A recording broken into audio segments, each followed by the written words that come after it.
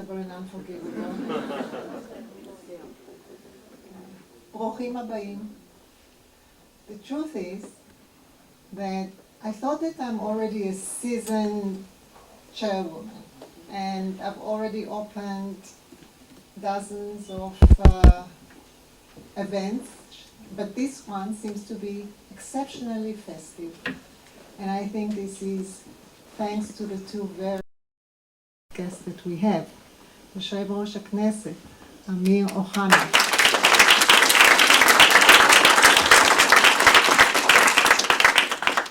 And former Chancellor of Austria, Sebastian Kurz.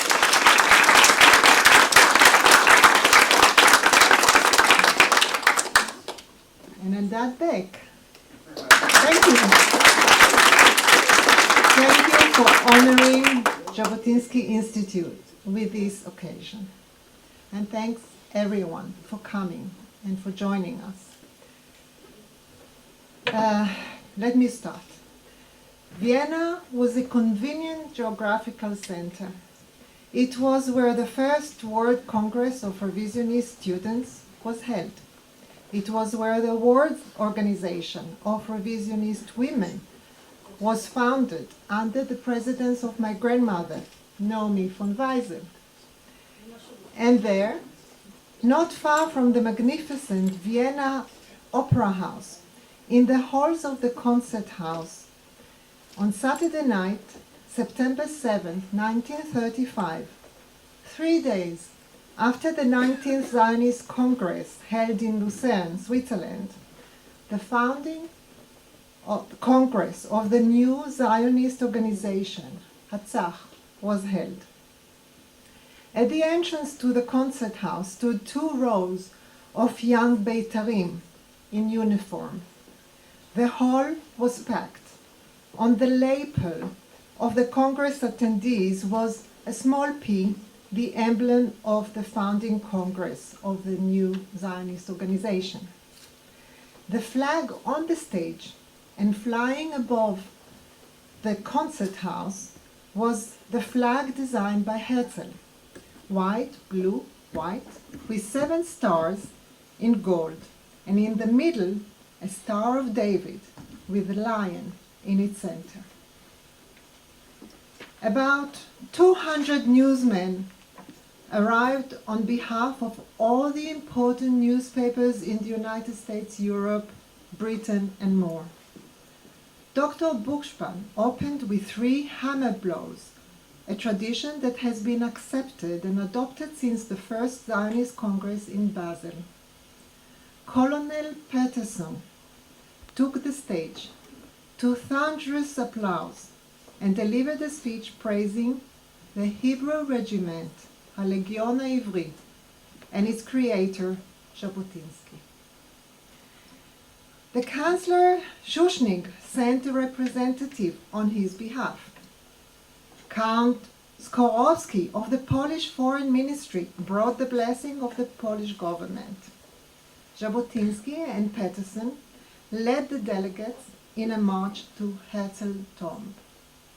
In the evening, a solemn memorial service was held for Rabbi Cook, who had passed away only a week earlier.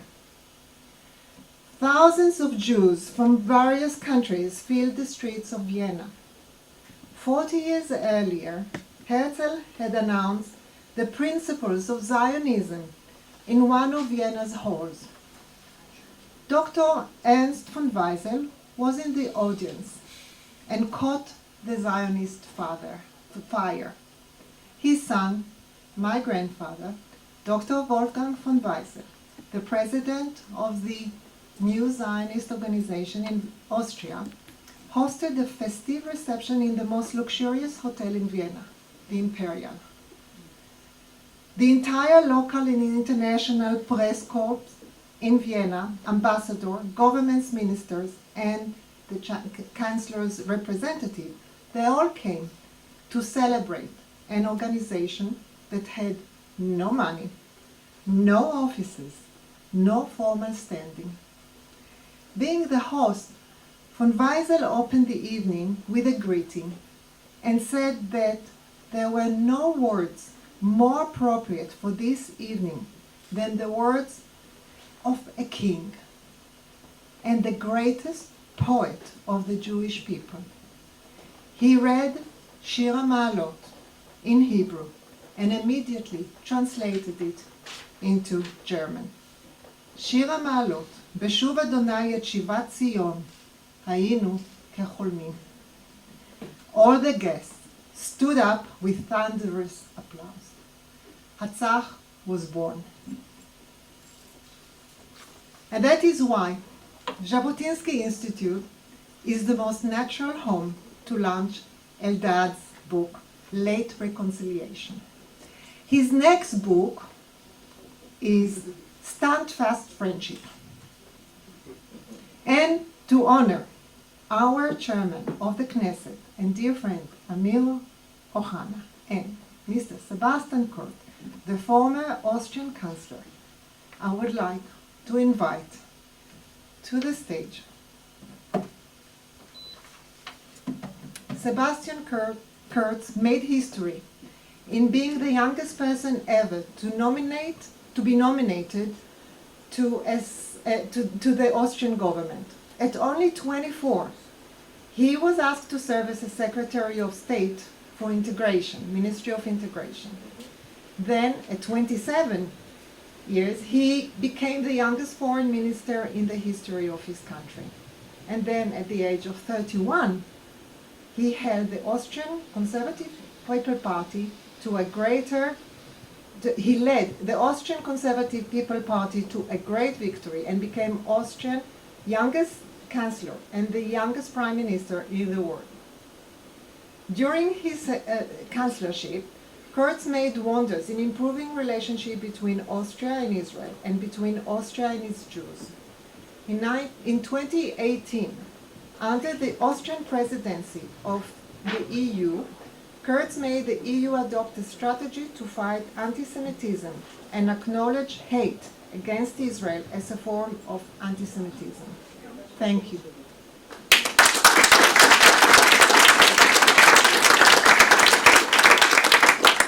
And thank you for feeling at home in Israel.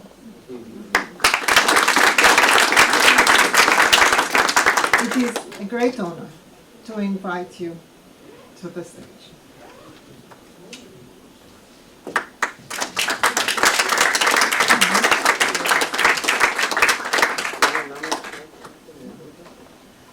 יושב הראש אמיר אוחנה, חבר הכנסת אמיר אוחנה, ויושב הראש הכנסת, הוא אחד מהפוליטיקאים הכי אהודים, הכי אהובים בישראל.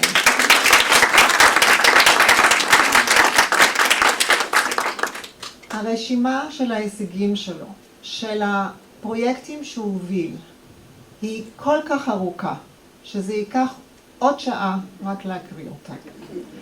אני מבקשת את יושב ראש אמיר אוחנה לכבד אותנו בעלייה לבמה, ואני מקווה שתסלחו לי, כי אני יודעת שיושב הראש עסוק מאוד, ולכן אני חוששת שהוא ינטוש אותנו כשהשעון המעורר יצלצל לו לפגישה הבאה, ולכן אני מבקשת רשות לתת לך את הספר עכשיו, לפני שאתה בורח. וואו, תודה רבה.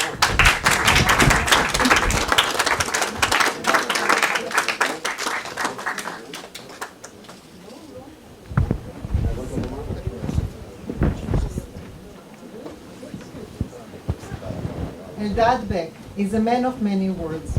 He studied Arabic and Islam at the Sorbonne in Paris. He reported for many years on the Middle East and was one of the few Israeli journalists that reported from Iran, Syria, Iraq, Afghanistan, Sudan, and Lebanon. In the late 90s, during the Oslo process, he was working for an Austrian organization developing social and economic projects in Africa and in the area controlled by the Palestinian authorities. This experience brought him to change his view about how peace could be achieved in the Middle East, if ever. Beck has been correspondent of different Israeli medias in Paris, Berlin, and Vienna. We are here this evening at the occasion of the release of his fifth book, Late Conciliation, the story of the turbulent relations between Austria and Israel. Eldad, please join us.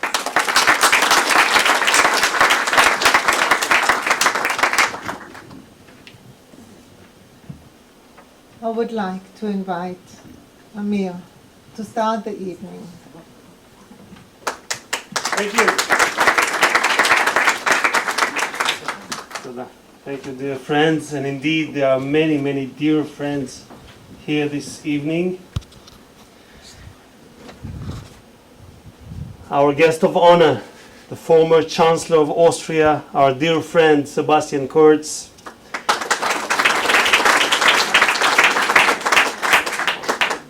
Austria's ambassador to Israel, the Honorable Nicolas Lotoretti. My dear friend and the gorgeous chair of the Z'botiנסקי Institute, Niva von Weisel. Former member of Knesset and Deputy Minister, my dear friend Naomi Blumenthal here. Ido and Daphne Netanyahu right here with us. Honorable and distinguished guests, it is indeed very good to be here at the launch of Eldad Beck's remarkable new book on the evolving relationship between Austria and Israel. We are fortunate to have here a key figure in this narrative, Austria's former Chancellor and still reigning Wunderkind, if I may, the great Sebastian Kurz. Sebastian's leadership encouraged a shift toward Israel and the Jewish people, not only for Austria, but the region. This transformation is especially significant considering the centuries of Jewish suffering in Europe and the Holocaust, in which Austria played a pivotal role. In Vienna, Karl Lueger pioneered political anti-Semitism and ignited Hitler's hatred. But light shone through the darkness. Austria produced towering Jewish figures and founders of the Zionist vision itself. In Vienna, Nathan Birnbaum coined the term Zionism, and Theodor Herzl prophesied der Judenstaat, the Jewish state. Today, Europe faces a resurgence of anti-Semitism, yet many, like Sebastian Kurz, have fought to turn the tide. As Chancellor, Kurz strengthened Jewish communities, rallied the EU against anti-Semitism, and pivoted Austria's foreign policy to reflect the righteousness of Israel's cause. Today, we understand his impact. On October 7th, 2023, Jews experienced our darkest day since the Holocaust, with 1,200 innocent viciously slaughtered and hundreds taken hostage. 99 remain in captivity, and we are fighting and praying for their swift return. Since that day, Austria has demonstrated extraordinary solidarity with Israel, raising Israeli flags atop the Austrian Chancellery, a practice Kurz initiated in 2021. Austria's parliament advanced crucial resolutions and legislation and organized an international conference against anti-Semitism and terror, which I was fortunate to participate. For these, my dear friends, and then presidents of the Austrian parliament, Wolfgang Sobotka, deserves immense credit. I witnessed Sobotka's sincerity during his solidarity visit to Israel as we walked through the trails of Kibbutz Kfar Aza, an epicenter of October 7th massacre. Together, we visited the home of Sivan El-Kabetz, brutally murdered alongside her childhood sweetheart, Nahor Hasideh. Both were only 23 years of age. There, we read her final messages to her father, Shimon, ending with his unanswered plea, Sivani, Sivani. President Sobotka broke down and told me through his tears that his grandfather had been a member of the Nazi SA. It was an intense and very moving moment, demonstrating the struggle with the horrors of history, but also humanity's capacity for transformation. Eldad Beck's book captures these complex dynamics, challenging us to confront past evils to create a brighter future. Today, we mark the completion of Eldad's important work, but the story of Austria and Israel is still being written. We must ensure together that the next chapters in our relations build on the visionary leadership of Sebastian Kurz and prove the power of hope, renewal, and redemption. Together, we can and we will help Eldad write an even more inspiring sequel. Thank you very much and have a pleasant evening.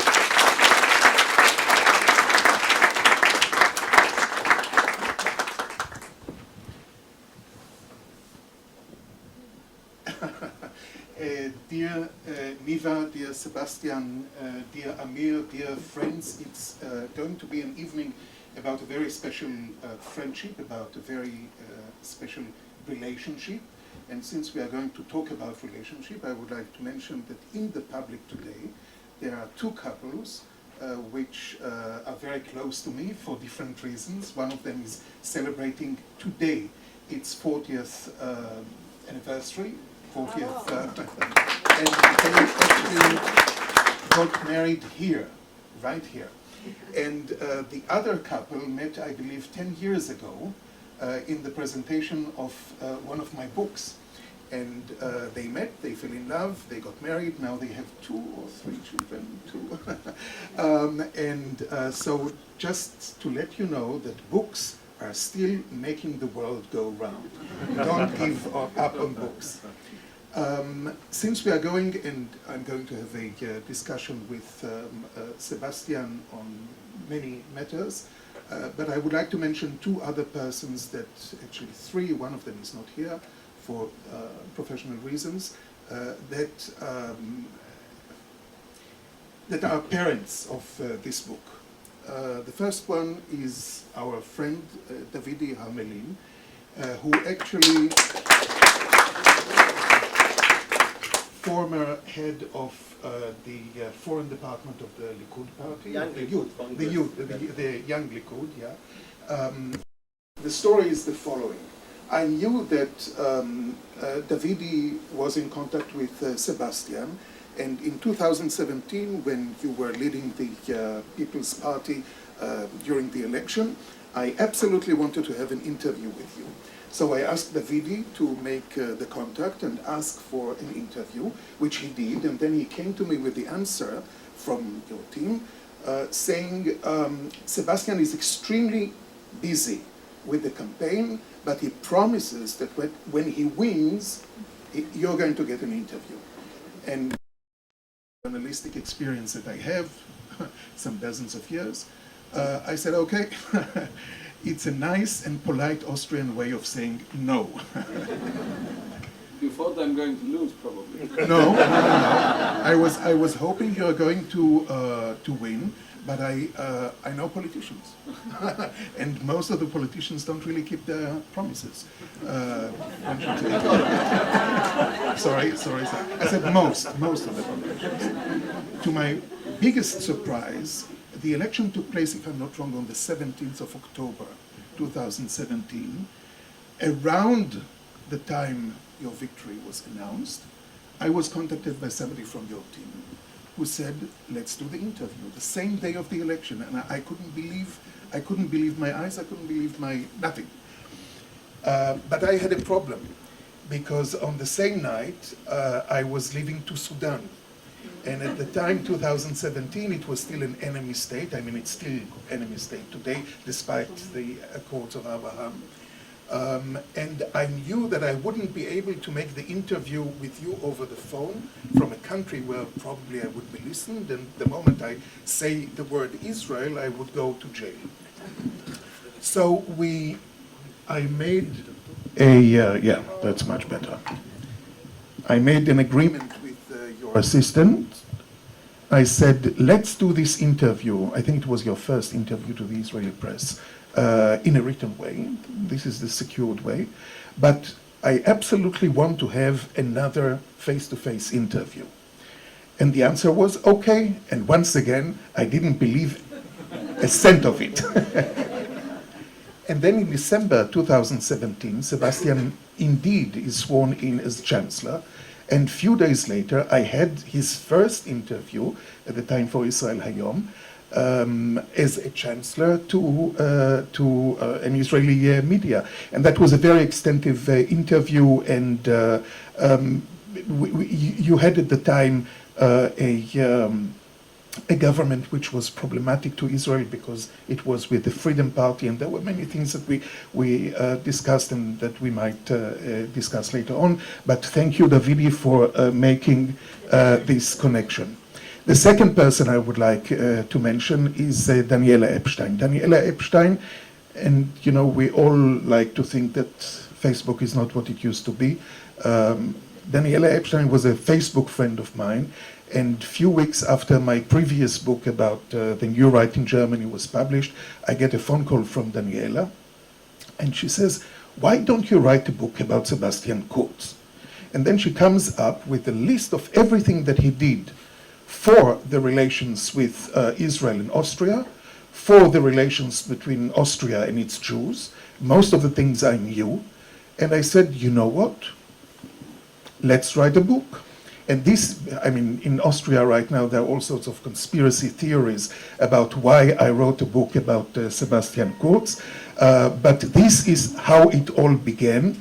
And I must say that I understood very quickly that it would not be possible to understand how essential the contribution of Sebastian to the to repairing relations between Austria and Israel, Austria and its Jews was, without going back to history. And the history of Austria's relations with the Jews is extremely full with ups and downs. I begin the book, I'm not going to go too deep into it because I want you to read it, but I begin with the visit of the Austrian Kaiser to Jerusalem in 1869 on its way to the inauguration of the Suez Canal. At the time, he held still the title of King of Jerusalem, believe it or not. And another interesting point was that most of the Jews living at the time in Jerusalem were actually subjects of the Kaiser, of the Austrian and later on the Austrian-Hungarian Empire. So the book starts with this extraordinary trip. The Jews were extremely happy that he came to visit. He was a little bit annoyed by the fact that they were too noisy. And he also writes his wife about the fact that his trip was not exactly as royal as he expected. But this is where it started, and we all know what happened later on with the times of glory of Austrian Jewry, which really contributed a lot, not only to Austria, but to the world in many fields. The Holocaust with, everything that happened to Austrian Jewry and to the Jewry of Europe, and the interesting development of Austrian and Israeli relationship quite quickly after the establishment of the State of Israel. Unlike Germany, we as Israelis, I'm a little bit confused because sometimes I'm Israeli, sometimes Austrian. So we Israelis actually pardoned Austria very quickly. and we had diplomatic relations with Austria already in the 50s, 10 years, even more, before we had diplomatic relations with Germany. There were economical agreements between both countries, and actually in 1952, while Israel is signing the reparation agreement with Germany, there was a declaration of the Minister of Foreign Affairs of Israel, Moshe Sharet at the time, declaring that Israel is giving up every demand of reparation from Austria. So you see, it went really in a different direction, and I believe that the fact that we have forgiven Austria too quickly led to the fact that later on we had a lot of problems. First of all, with the Jewish chancellor, socialist Jewish chancellor, who was extremely critical of Israel, Bruno Kreisky, and later on with the election of Waldheim to the presidency of Austria, and then the different episodes of Jörg Haider coming into the government in the year of 2000, and Israel again bringing back to Israel its ambassador from Vienna. So when you think about where the situation between Israel and Austria is today, there is a huge difference. When you think that in 2021, I believe, when we had one of the Gaza wars, you decided to put Israel's flag on your office in Vienna, an office of somebody who 30, 40 years before was the one who actually opened the gates of the West in front of the Palestinian terrorism of Arafat, of the PLO, and actually helped pushing this idea of two states for two nations. There's a huge difference, and the book that I wrote is a very personal book because my father's family is Austrian, is from Vienna, and I think that one of the most emotional moments that I had in recent years, and I still have every time I go there, is when I was invited to visit before the opening of the Wall of Names, which is today the main Holocaust memorial in Vienna, and which actually your government enabled to build in a very quick process after years and years and years of delay.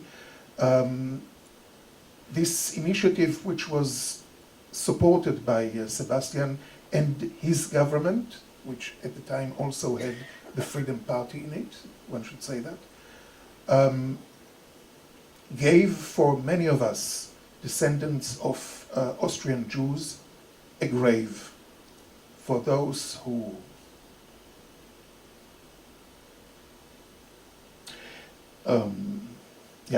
for those who were murdered and never had the honor of having a grave. And seeing the names of our family members now in the middle of Vienna is something that is extremely moving, and above everything else that you have done to Israel and to Austrian Jews, I would like to thank you very much for that.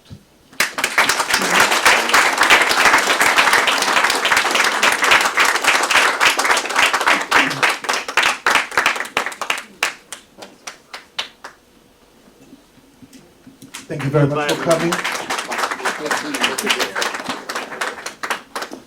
So now, Sebastian, I've talked a lot, and people actually came here not to hear me as much as they came to hear you. We have witnessed in recent days dramatic political developments in Austria. But first of all, I would like to ask you about your relation to Israel today, now that you're not at office anymore. You keep on coming here because you have a company here. How do you find Israel not as a statement, not as a politician, but as somebody who is coming here for other purposes? And especially, how do you find Israel since the 7th of October? So, first of all, thank you for inviting me, and Eldad, thank you very much for the book you wrote, and also all the conversations and interviews and meetings we had during my days as foreign minister and during my days as prime minister. It was always an honor, and I always felt very privileged to also learn from all your experience living between Israel, Europe, and the whole Middle East. To be honest, when I was State Secretary for Integration, it was my job to deal with the different communities in Austria, with the different religious groups, with different cultures, and it was always something I really liked to deal with the Jewish community in Vienna. The Jewish community is small, but it's a very vibrant community, and I always felt it's a privilege to be in this position and to work with so many different groups, and especially the Jews in Vienna. Then when I became foreign minister, I felt it was in a way my duty to fight against not only anti-Semitism back home, but also to be supportive for the state of Israel and its security needs. And when we became Prime Minister, Nico was in my team in these days, now he's ambassador here. Of course, we continued to work on that, but the good thing is we had more power, so we were a bit more successful than being in the foreign ministry.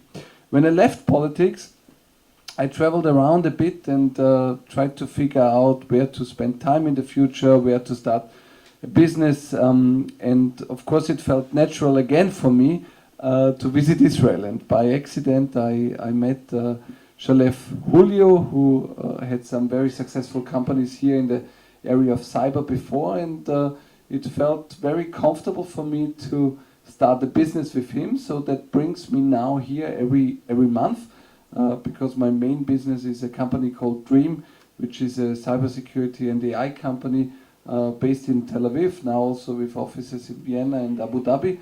But most of the employees are here, most of the team is here, and it feels extremely good to have a reason to come to Israel every month. How does it feel to be here? To be honest, it's in a way both. Yeah.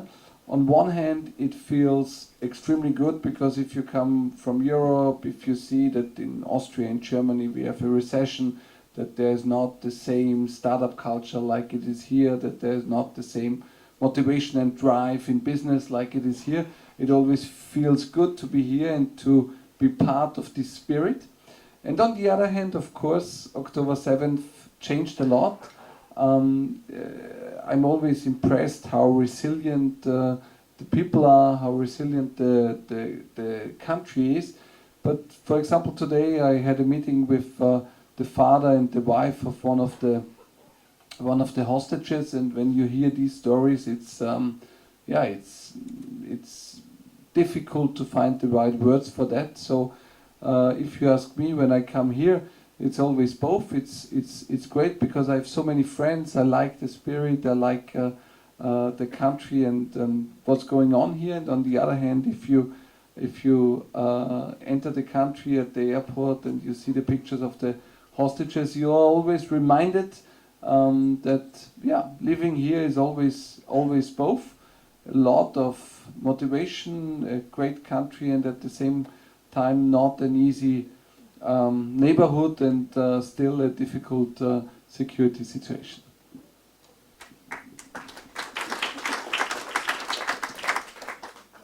You met with the relatives of Tal Shoham, who is also has also the Austrian nationality.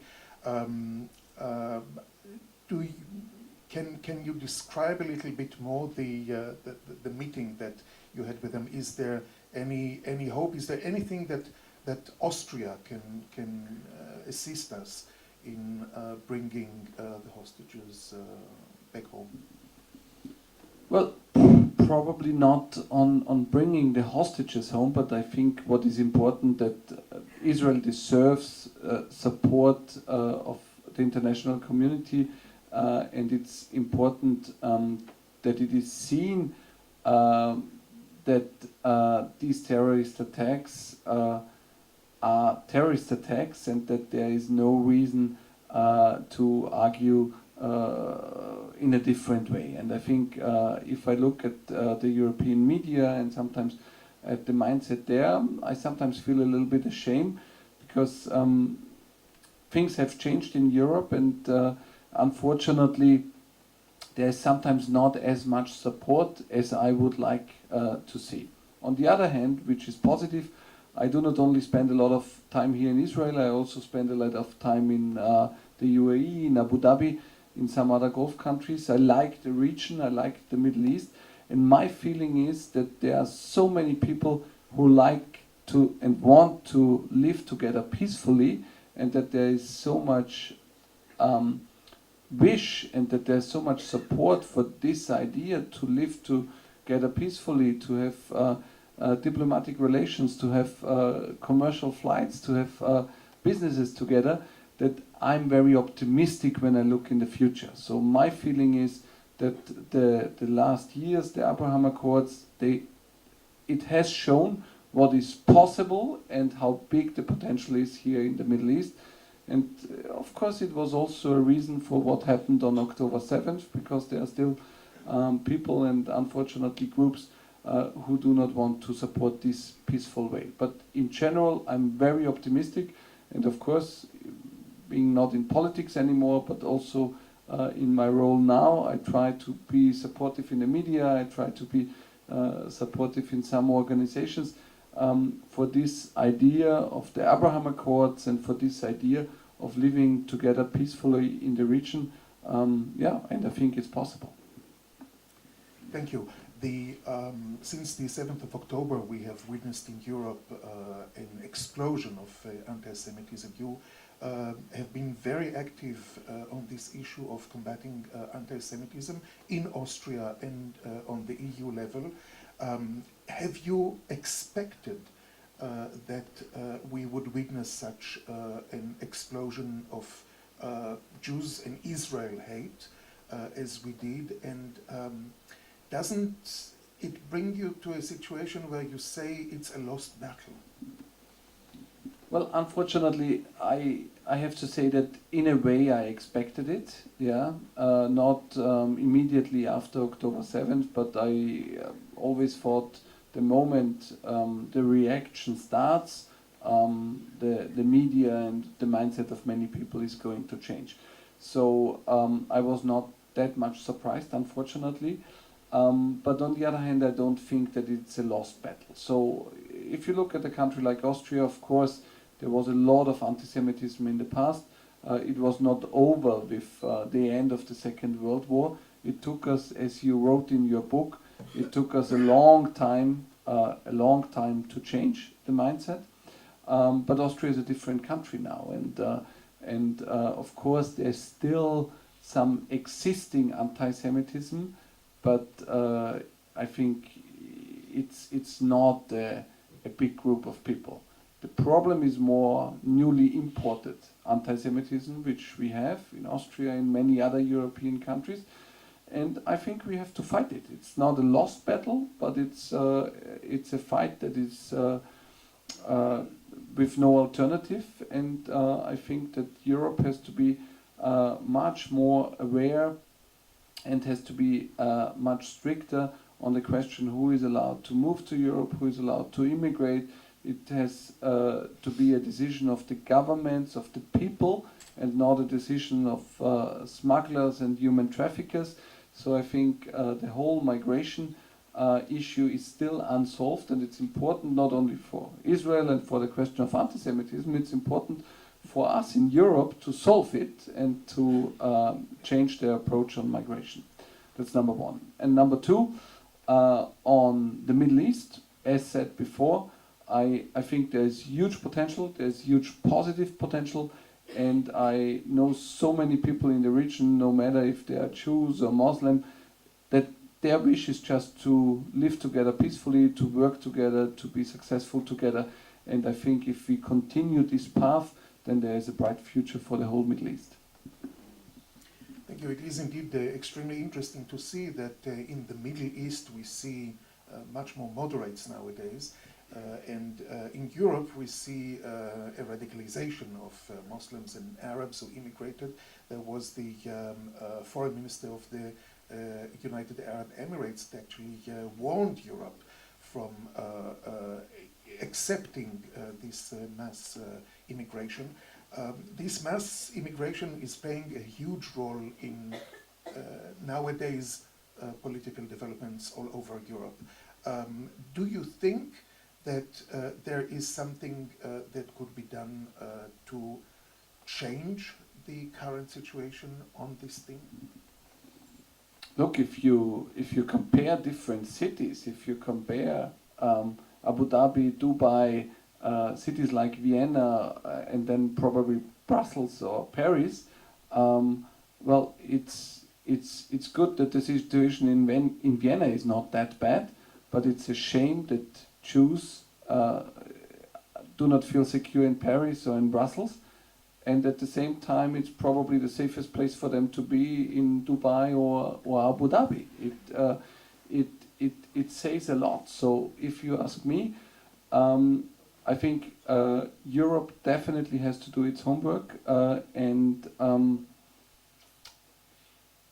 it has always been an issue. That's the reason why my team and I always took this issue so serious and really tried everything to fight anti-Semitism, to support the Jewish community, to change the law that the sentence of the victims of the Shoah can become Austrian citizens, to invest in education, to also give young people the chance to speak with survivors of the Holocaust in order to give them a feeling about what happened in our own history.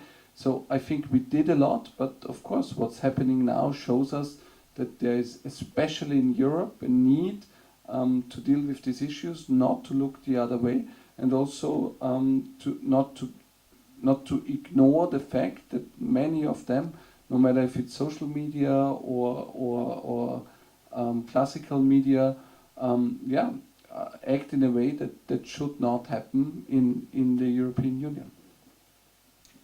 Thank you. Many Israelis are actually counting the days, not to say the minutes or the seconds, until Trump gets back to the White House. You have met, I believe, twice with Trump. You are very connected to his son-in-law. What expectations do you have from Trump, especially regarding the Middle East, but also regarding Europe, because he has got some plans regarding Europe? War on Greenland. I would ignore all these issues and keep on the real issues.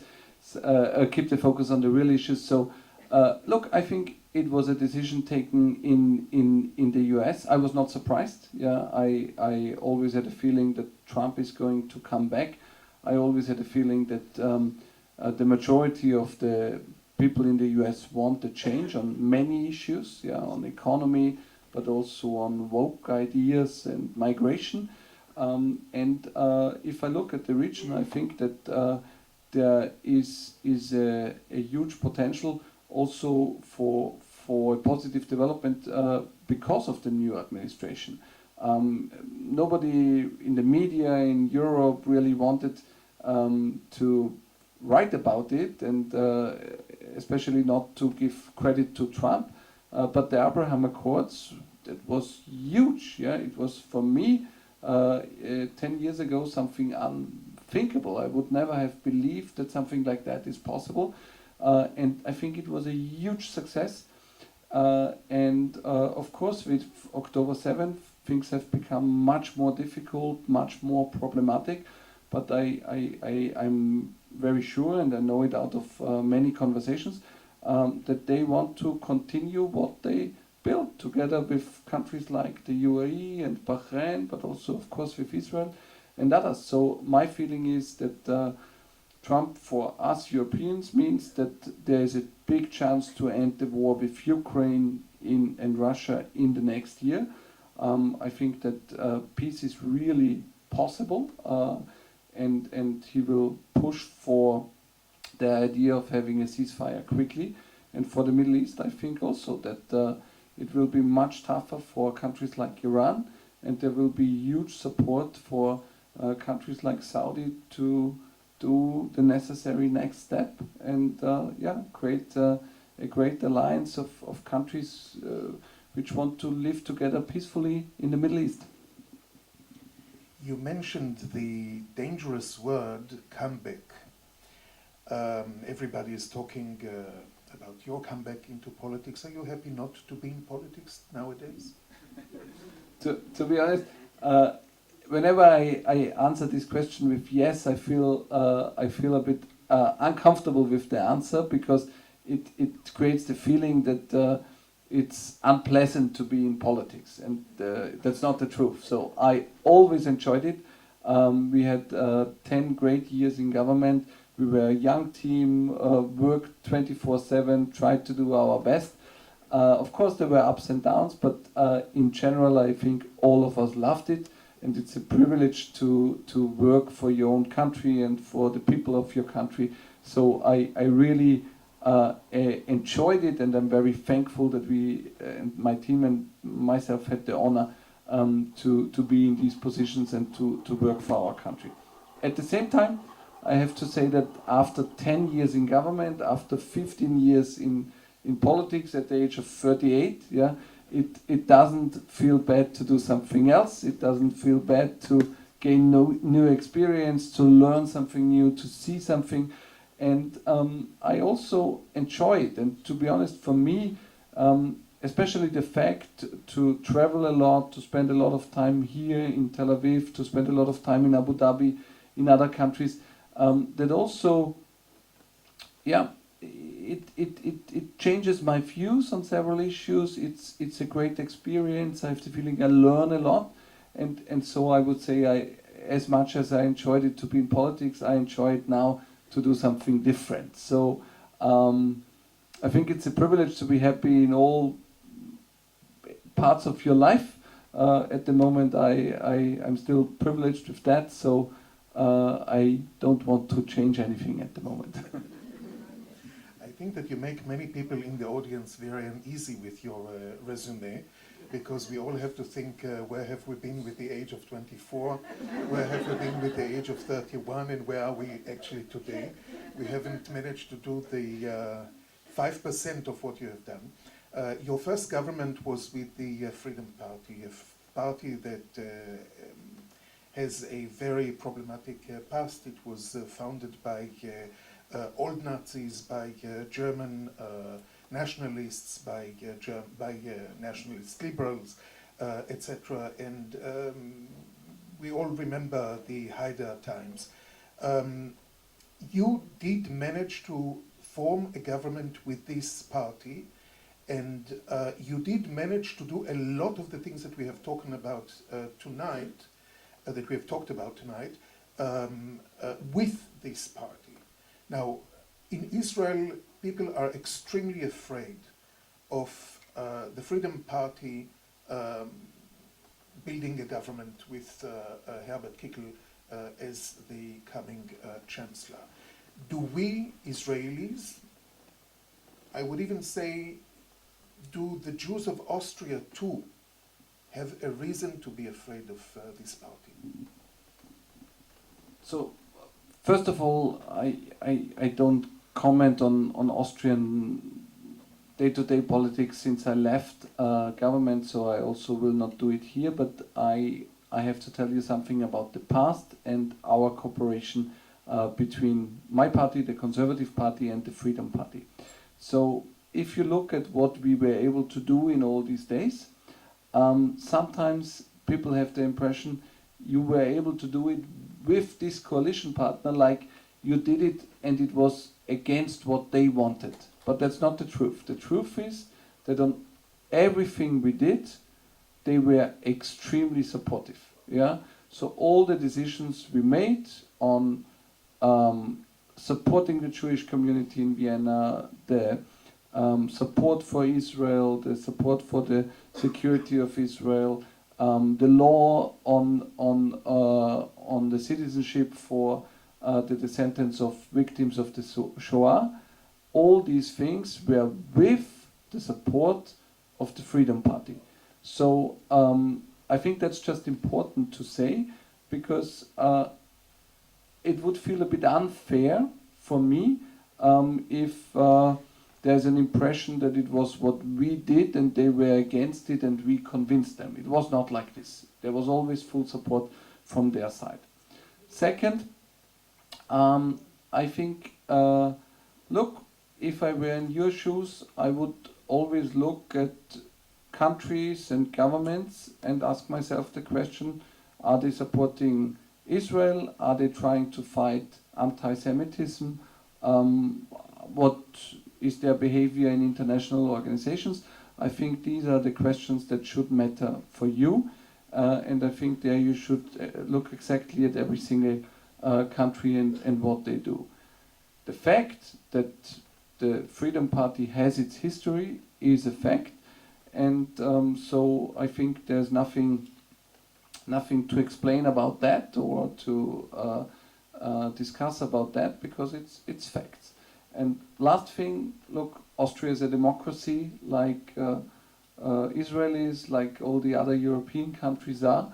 And so it's the people who decide. And in our days, the people decided that our party, the Conservative Party, is on the first place. And now the people decided that the Freedom Party is on the first place. Nobody knows what the next weeks will bring, but yes, the Freedom Party and the Conservative Party are now in negotiations on forming a government, and I think in the next few weeks we will probably see if this is successful or not. Now, Niva mentioned how central Vienna used to be before the Holocaust to world Jewry, especially to the movement of the revisionists. You can actually see Z'bוטינסקי here taking the train to Vienna. Many members of the Jewish community in Austria told me that for the first time you gave them the feeling that they are at home in Austria. I would even go and say there are quotations in the book about social democrats, members of the Jewish community, who actually told me that your government has done things that the socialists would never do. Would you say that the Jews of Austria can still feel at home, or do you see, as many leaders of the Jewish community in Austria and in other countries in Europe, that Jewish life in Austria and in Europe is closing its end? I think we should never accept that, and I always felt the duty that everybody who lives in Austria and the Jewish community, that they feel at home.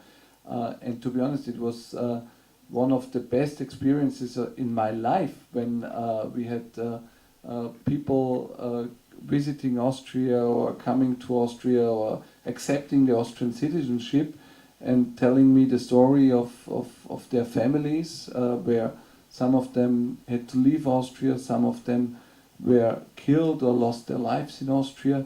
So it was terrible to hear their stories, and at the same time it was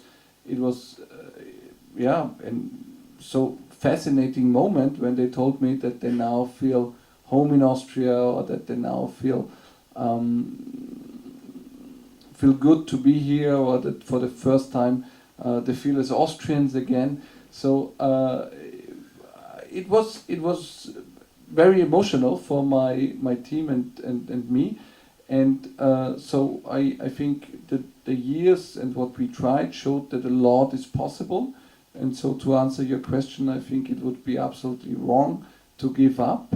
I think it's much more difficult now, and anti-Semitism is at an all-time high in Europe at the moment, but I think times can change again, and there's the need of many people to try to contribute that times will change again. times certainly do change, because I don't think that we would have been able to hold an event in English in this house of a party which was extremely against the British occupation at the times of the we didn't speak about it, but would you agree to take 2 or 3 questions from the public? Of course, yeah. So, please, yeah, do we have another microphone? It's not really that great. If you speak loud, I think it will. Yeah. We'll do it. Hi, my name is Kanan Lidor. First of all, I'd like to compliment Chancellor Kurz for his moral clarity and courage, and Eldad for finding a significant yet underreported story and writing the definitive work on it. I'd like to explore another aspect of the immigration issue we discussed. Austria has a birth rate of 1.41, beneath replacement level, as do all OECD nations. I would like to ask what are our options for action given this and the need for immigration this necessitates, and whether this is at all discussed among world leaders, whether it's something that was on your desk as Chancellor. Okay, we take all questions at one round, and then we... By the way, there is a donation box outside for a new microphone system. Well, Councillor Kurz, thank you very much for your words. I'm going to ask you a question that I ask Eldad each and every time that I interview him in my radio show. And that is, Israelis are being bombarded by local media with the idea that the right in Europe is basically a continuance of anti-Semitic and Nazi ideas, and in its core has always to apologize for having this ideology in it. This is how Israelis, I wouldn't say see the European right, but how they're being allegedly educated to see it by local media. I would like to hear your insight or response to this idea. I just want to comment that in the Israeli media, the Israeli right is considered a continuation of the Nazis, not just the European.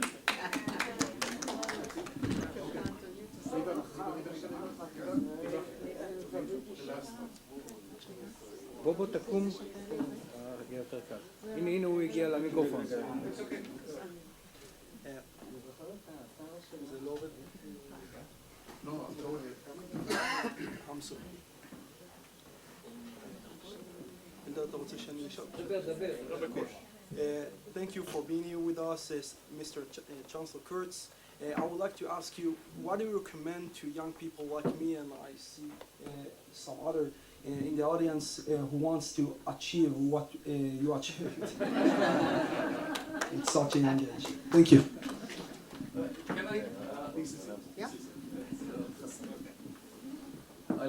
I left politics 3 years ago, so I don't have the routine. I can only answer 3 questions. I would not remember. So I start with the birth rate. So to be honest, my answer on that is yes, it's correct. The birth rate is low, but the birth rate should never be an excuse to accept the wrong people to enter your country. So if you look at a country like the Emirates, for example, 9 out of 10 people there are foreigners, yeah, and non-Emiratis, and it's probably the securest place to live. Yeah, it's a very diverse place, but there is huge respect for different cultures, different religious groups, and nobody feels insecure there. If you look at Europe, migration is not something negative, but the question is who is coming and who is taking the decision who is allowed to come. And if you look at countries in Western Europe, most of them are not trying to attract the best talents and the best people and those who want to work hard. They're very hesitant on taking these people, but at the same time they're very open on people who are coming illegally or who are asking for asylum. And that's problematic, because if we continue this way, yeah, it will not solve the problem of the birth rate, because it will only lead to a country or to a system where you have less and less people who really contribute and who really pay into the system. So my answer is yes, you're right on the birth rate, but there are different types of migration, and a low birth rate should never, and I heard it many times in Germany during the refugee crisis, it should never be an argument or an excuse for accepting the wrong people. Second question, how to deal with the far right in Europe. My feeling is the best is to look at every person as an individual and to look at every party as itself, yeah, and to distinguish between them because there are so many center-right parties like mine, for example, and some of them are more to the right, some are more in the center, some are more to the left.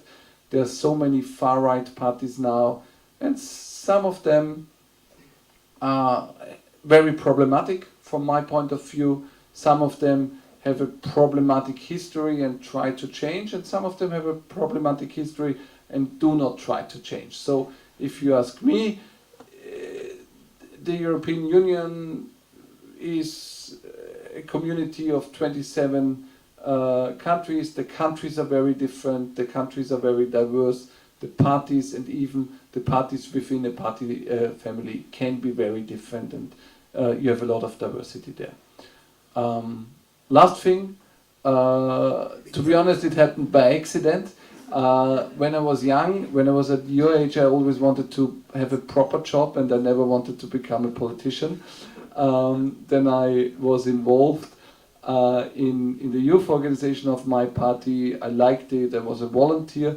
I still wanted to have a proper job and not become a politician. And at the age of 24, I was asked by our party leader, and I was the head of the youth organization in these days, to become member of the government. And I told him, no, it's impossible. I'm 24, media is going to kill me.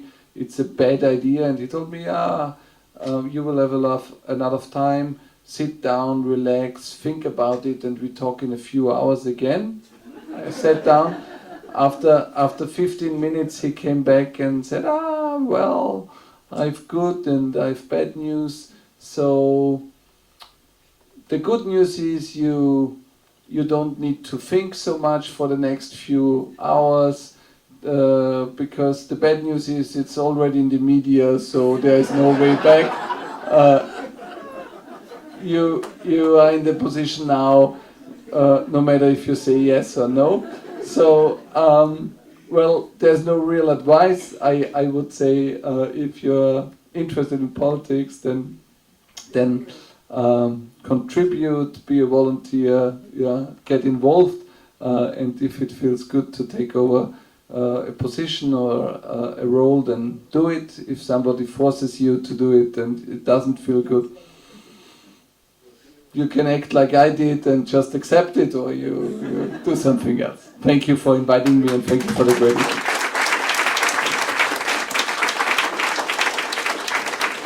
Thank you very much, Sebastian, for coming here. Thank you for everything that you have done. I have retained from your last answer the part where you said when I was young.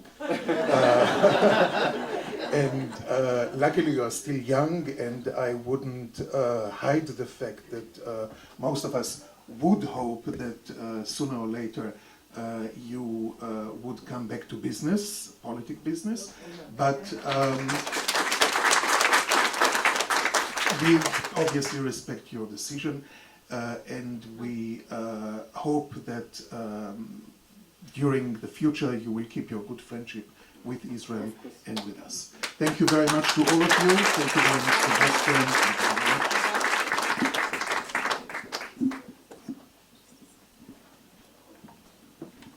So indeed, thank you very much, Sebastian, for being the one to bring the young generation into the Z'bוטינסקי Institute. Hey, guy! You have to come again, even if Sebastian is not here. He's in the army.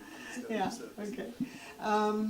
I'd like to present you a couple of things. One is a special numbered edition, of Z'bוטינסקי's writing.